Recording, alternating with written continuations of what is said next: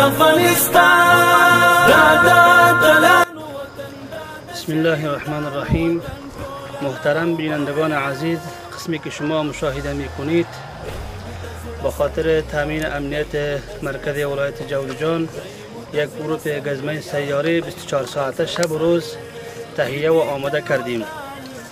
در هر جایی که کدام حادثه صورت بگیرد فوراً مردم به همراه این گروه سیار رابطه بگیرند.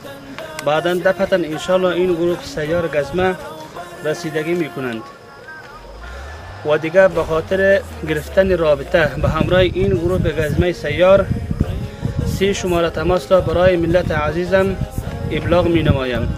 در وقت ضرورت مردم بتواند همراه این گروه رابطه بگیرند.